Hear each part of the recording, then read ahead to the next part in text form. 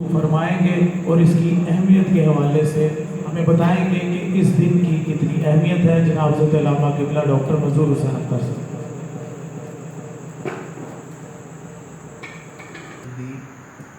ونصلي على رسوله الكريم أما بعد الصلاة والسلام عليك يا سيدي يا رسول الله وعلى آلك وأصحابك يا سيدي يا حبيب الله۔ حمد و صلاة کے بعد واجب الاحترام معزز حاضرین و ناظرین کرام، غزوہ بدر کی یاد ایک ایسا عنوان ہے جس میں ہمارے اسلاف کی عزتیں پنہاں ہیں۔ حضرت امام زین العابدین یہ حضرت امام حسین کے صاحبزادے ہیں۔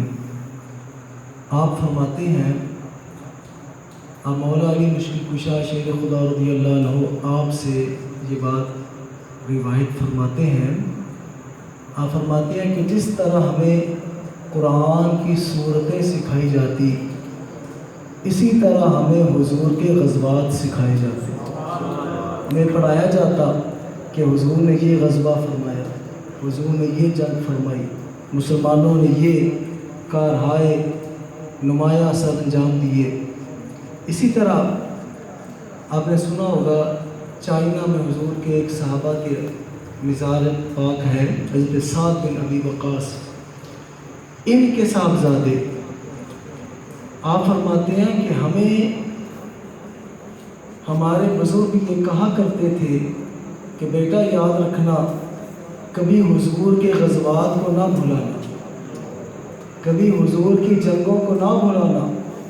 فرمایا کرتے تھے کہ یہ جو حضور کے غزوات ہیں، حضور کی جنگیں ہیں، ان میں تمہارے آباء و اجداد کی عزتیں ہیں، ان کو یاد رکھو گے تو تمہیں پتہ چلے گا کہ تمہارے آباء کی، تمہارے بڑوں کی کیا شان ہے۔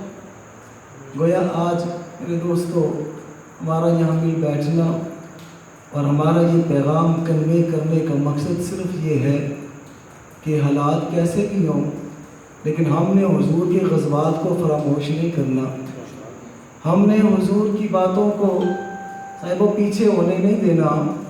ہم نے چاہے بندے 10 ہوں، چاہے بندے 1000 ہاں ہوں، ہم نے حضور کے ذکر خیر کے پرچم کو بلند کرنا ہی کرنا ہے، اور اپنی آنے والی نسلوں کو یہ بتانا ہے کہ تمہارے بزرگوں نے کس طرح زندگی کو بسر کیا اور کس طرح حضور کے دین کے پرچم کو لے کے آگے بڑھے۔ اور میرے دوستوں اس مختصر وقت میں ہم غزوہ بدر کے تمام پہلوؤں کو ڈسکس تو نہیں کر سکتے، اس کے اسباب کیا ہے، اس کے واقعات کیا ہیں، اور اس کا انجام کیا ہے، اور پھر بدر کے قیدیوں کے ساتھ کیا ہوا، یہ مختلف عنوانات ہیں، لیکن میں صرف ایک پوائنٹ کو سامنے رکھتے ہوئے چند واقعات عرض کرنا چاہوں گا کہ ہمیں یہ پتہ چلے کہ میرے حضور کے ساتھ حضور کے غلاموں نے کیسی محبت کی ہے، اور میرے حضور کو اللہ نے کیا شان اور کیا مقام اور کیا مرتبہ عطا فرمایا۔ پہلے ایک واقعہ آپ کو عرض کروں۔ جب پتہ چلا نا کہ کافر آ رہے ہیں اور اس طرح تم تراق کے ساتھ آ رہے ہیں، اس طرح دھوم دھڑلے کے ساتھ آ رہے ہیں، اور اس قدر اپنی فوج کو تیار کر کے آ رہے ہیں، تو حضور نے صحابہ کرام کو بٹھایا اور بٹھا کے فرمایا کہ کیا ارادہ ہے، تمہاری کیا مرضی ہے۔ ایسے میں ایک بات عرض کروں، میرے حضور نے ہمیں لیڈرشپ بھی سکھائی ہے۔ میرے حضور نے بتایا کہ امام الانبیاء بھی ہونا تو اپنے ساتھ والوں کا خیال کیا کرو، آپ نے ورکروں کا خیال کیا کرو، ان سے مشورہ لیا کرو، ان کی ہمت بڑھتی ہے، ان کے دل میں جوش و جذبہ زیادہ ہوتا ہے، محبت پیدا ہوتی ہے۔ وہ لیڈر نہیں ہوا کرتا اچھا جو اپنے ورکروں کا خیال نہ کرے اور جو ان کی عزتوں کا خیال نہ کرے۔ میرے حضور نے مشورہ فرمایا، اور میرے حضور نے فرمایا کہ بتاؤ تمہارا کیا خیال ہے، اس طرح فوج آ رہی ہے، اس طرح فوج آ رہی ہے، بتاؤ لڑنا چاہو کہ یہ، چونکہ باقاعدہ طور پہ پہلی جنگ ہے، اس سے قبل جنگیں ہوئی ہیں، غزوہ بدر صغرا بھی ہوا ہے، یہ غزوہ بدر کبرا ہے۔ جب انہوں نے صحابہ کرام سے پوچھا نا کہ بتاؤ تمہاری کیا مرضی ہے، کیا خیال ہے تمہارا، سارے صحابہ نے، حضرت ابوبکر صدیق بھی اٹھے، حضرت عمر فاروق اعظم بھی اٹھے، دیگر صحابہ بھی اٹھے، اور مختصر طور پہ پتہ کیا کہا، ایک ہی جملہ اور ایک ہی بات سن لیجیے۔ حضور کے صحابہ نے کہا میرے آقا ہم قوم بنی اسرائیل نہیں ہیں، میرے آقا ہم بنی اسرائیل کی قوم نہیں ہیں جنہوں نے موسیٰ علیہ السلام سے کہا تھا کہ اے موسیٰ تو لڑ اور تیرا رب لڑے، ہم تو یہاں پہ بیٹھے ہیں، ہم لڑائی نہیں کریں گے۔ اے میرے آقا ہم آپ کے غلام ہیں، ہم رسول اللہ محمد رسول اللہ کے ماننے والے ہیں، میرے آقا آپ حکم کریں ہم سمندروں میں کود کر اپنی جان آپ پہ نچھاور کریں گے۔ آپ سمندروں پہ جانے کا حکم دیں گے، ہم سمندروں میں کودیں گے۔ اگر آپ ریگستانوں میں گھوڑے دوڑانے کا حکم دیں گے، ہم ریگستانوں میں گھوڑے دوڑا دیں گے۔ میرے آقا آپ جدھر حکم کریں گے ہمیں موجود پائیں گے۔ میرے دوستو آؤ سبق سیکھو۔ غزوہ بدر کے حوالے سے میری پہلی گزارش آپ کے نام کہ ہماری زندگیاں، ہماری سانسیں، ہمارا دین، ہمارا ایمان یہ صدقہ مصطفیٰ ہے، یہ حضور کا صدقہ ہے، اور اسے حضور پہ نچھاور ہونے میں ہی مزہ ہے۔ چاہے زندگی ہو، چاہے وہ سانس ہو، یہ حضور پہ نچھاور ہو جائے نا تو زندگی کی معراج ہے، زندگی کی معراج ہے، حضور کا عشق، حضور کی محبت اور حضور پہ نچھاور۔ آؤ تھوڑا سا آگے بڑھو۔ صحابہ کرام نے اپنی جانیں پیش کی اور عرض کیا حضور ہم حاضر ہیں، جدھر حکم دے، لڑائی کا حکم دے لڑائی، بیٹھنے کا حکم دے بیٹھیں گے۔ میرے آقا کریم صلی اللہ علیہ وسلم آپ نے صف بندی فرمائی۔ ایک دوسرا مزہ آپ کے سامنے رکھوں تو بڑی معروف بات ہے، جب حضور نے فوج ترتیب دی تو یہ فوج چلی تو راستے میں ایک بدو ملا، ایک بدوی ملا۔ صحابہ کرام نے اسے روکا اور اسے پوچھا کہ بتا یہاں سے کوئی قافلہ دیکھا، یہاں سے کوئی فوج گزرتے دیکھی؟ اس نے کہا کہ نہیں میں نے نہیں دیکھی، میں نے کسی کو نہیں دیکھا۔ تو صحابہ کرام نے اسے کہا کہ سلم علی محمد صلی اللہ علیہ وسلم، حاذا نبینا حاذا رسول اللہ صلی اللہ علیہ وسلم۔ صحابہ نے کہا کہ حضور کو سلام کرو، حضور اللہ کے نبی ہیں، اللہ کے رسول ہیں۔ ویسے پتہ چلا اللہ کے رسول کو سلام کرنا کروانا صحابہ کا وتیرہ ہے، جہاں پہ لڑائیاں ہوتی ہیں ہم سلام کر لیں، لڑائیاں فتوے۔ صحابہ کرام کا وتیرہ یہ تھا کہ بدو بھی ملے تو اسے کہتے تھے سلام کرو میرے حضور کو۔ بہرحال میں کہا کہ اللہ کے رسول سلام کرو، تو جب صحابہ نے کہا نا تو بدو کہنے لگا کہ حاضر رسول اللہ، یہ اللہ کے رسول ہے۔ صحابہ نے کہا ہاں اللہ کے رسول ہے، اللہ کے نبی امام الانبیاء محمد رسول اللہ صلی اللہ علیہ وسلم۔ تو بدو کہنے لگا کہ اگر یہ اللہ کے رسول ہے نا تو میرا سوال ہے، میرے سوال کا جواب دے، میرے سوال کا جواب دے۔ صحابہ نے کہا کیا سوال ہے؟ کہنے لگا کہ میں یہ پوچھنا چاہتا ہوں کہ میری اونٹنی کے پیٹ میں کیا ہے، میری اونٹنی کے پیٹ میں کیا ہے؟ تو حضور کے ایک صحابی حضرت سلمہ بن سلامہ رضی اللہ عنہ آپ آگے بڑھے اور آپ نے کہا لا تسأل رسول اللہ، یہ سوال حضور سے نہ پوچھ۔ دیکھو نا جی بات یہ ہوتی ہے کہ جتنی عقل ہونا سوال اتنا ہی ہوتا ہے۔ اس کی عقل اونٹنی تک محدود تھی، اس کا سوال بھی اونٹنی تک محدود تھا۔ اس نے کہا اونٹنی کے پیٹ میں کیا ہے؟ حضور کے صحابی نے کہا یہ سوال حضور کی شان کے لائق نہیں ہے، آپ میرے پاس اقبل علیہ انا اخبرک، میں تجھے بتاؤں گا تیری اونٹنی کے پیٹ میں کیا ہے۔ لوگ صاحبوں میں نے کبھی فرقہ واریت میں بات نہیں کی، لیکن دل سے حضور سے محبت کیجئے اور دل سے حضور کو محبوب مانیے۔ تصور کیجئے کہ جب کسی کو محبوب مانا جاتا ہے نا اس پہ اعتراض نہیں کیے جاتے، اس کے علم پہ اعتراض نہیں ہوا کرتا۔ یہ حضور کے صحابی ہیں جو بتا رہے ہیں کہ اونٹنی کے پیٹ میں کیا ہے۔ اگر غلام کا یہ عالم ہے تو امام کا عالم کیا ہوگا؟ سبحان اللہ. حضور کے علم کی شان کیا ہوگی؟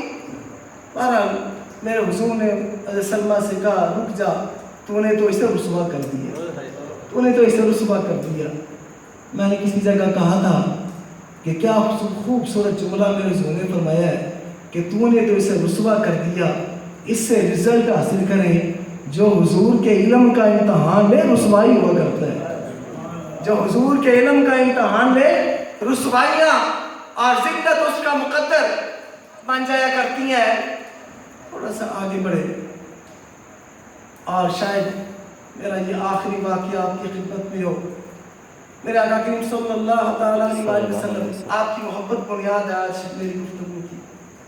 وہ واقعہ میں آپ کو یاد دلانا چاہوں گا جب حضور نے صف بندی فرمائی، اور صف بندی فرمائی نا، حضور کے ہاتھ میں تیر تھا اور حضور تیر سے صفوں کو سیدھی فرما رہے تھے. تو حضرت سواد رضی اللہ عنہ آپ تھوڑا سا آگے بڑھے، حضور نے پیٹ میں تیر مس کیا اور فرمایا یا سواد استوا، سواد سیدھا ہو. تو وہ سیدھے تو ہو گئے، لیکن چند لمحوں کے بعد کہنے لگے حضور آپ تو انصاف فرمانے والے ہیں. حضور آپ نے تیر چبویا، مجھے تکلیف ہوئی ہے، مجھے بدلہ دے. حضور مجھے بدلہ دے. چاہو یہاں پہ رک کے نا، پہلی تو بات آپ فوج کا نظم و نسق اور اس کے قوانین کو سامنے رکھتے ہوئے میرے حضور کے نظام عدل کو دیکھیے. آپ سپہ سالار ہیں اور سپہ سالار اگر کوئی ایسی حرکت کر دے تو سوال اٹھایا نہیں جاتا، لیکن میرے حضور نے بتایا کہ میں سپہ سالار بھی ہوں اور نظام عدل لانے والا بھی ہوں. آج مسلمان اسی وجہ سے حضرت عمر فاروق اعظم رضی اللہ عنہ آپ نے فرمایا تھا کہ جس ملک میں کفر ہو وہاں پہ رہا جا سکتا ہے، زندگی گزاری جا سکتی ہے، لیکن جس ملک میں انصاف نہ ہو وہاں پہ زندگی بڑی مشکل ہو جایا کرتی ہے. وہاں پہ زندگی مشکل ہو جایا کرتی ہے. دعا کرو جو نظام عدل ہمیں حضور نے دیا ہے اللہ ہمارے ملک میں بھی پیدا فرما دے اور ملک پاکستان کے رہنے والے عدل کی چھاؤں میں زندگی بسر کریں. میرے حضور سے جب عرض کیا گیا حضور بدلنا چاہتا ہوں، تو حضور نے زرہ پہنی ہوئی تھی، زرہ کے بند کھولے، اپنی قمیض کو اوپر اٹھایا اور حضور نے اے سواد آؤ آ کے بدلہ لے لو، آؤ آ کے بدلہ لے لو. وہ آگے بڑھے اور پھر اس آسمان کی آنکھوں نے جو منظر دیکھا وہ آگے بڑھتے ہیں اور ہاتھ سے تلوار جو کچھ بھی ہے پھینکتے ہیں اور حضور سے چمٹتے ہیں اور بوسے در بوسے شروع کر دیتے ہیں. بوسے در بوسے حضور کے جسم میں نازنین کے شروع کر دیتے ہیں اور پھر کہتے ہیں میرے آقا میں اب راہی ملک عدم ہونے والا ہوں اور میں اس دنیا کو چھوڑ کے جانے والا ہوں. میرے آقا اگر خدا پوچھے گا کیا لائے ہو تو میں کہنے والا تو ہوں گا نا کہ میں تیرے محبوب کے جسم کے بوسے لے کے آیا ہوں. میں تیرے محبوب کے جسم کے بوسے. صاحب رکیے، عشق مصطفیٰ حضور کی محبت منظر کو آنکھوں کے سامنے لائیے، تخیل میں مقام بدر پہنچیے اور ذرا سوچئے کہ بچے گھر میں ہیں، بیوی گھر میں ہے، رشتہ دار گھر میں ہے، لیکن کسی کی فکر نہیں ہے. فکر ہے تو حضور کی نسبتوں کی ہے. اور یہ ہے عشق مصطفیٰ. میرے حضور کے صحابہ کا عشق کہ انہوں نے صاحبوں جان جاری ہے لیکن ان کی امید بھی حضور ہے، ان کی نظر میں بھی حضور ہے، ان کا عشق بھی حضور ہے، ان کی محبت بھی حضور ہے. اس انداز کے ساتھ حضور کے صحابہ نے زندگی بسر کی ہے. غزوہ بدر اس کو پڑھیے، میں آپ کو ریکمنڈ کروں گا. ضیاء النبی پیر کرم شاہ صاحب کی کتاب ہے سیرت کے عنوان پہ، اس پہ مقام بدر کھولیے، آپ کو سینکڑوں واقعات ملیں گے، درجنوں واقعات ملیں گے حضور کے عشق کے، حضور کی محبت کے، جان نثاری کے اور حضور کے قدموں پہ اپنی جان کو قربان کر دینے کے.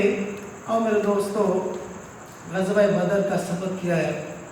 سبق پھر وہی ہے جو میرے ساتھی نے پڑھا، فضائے بدر پیدا کر.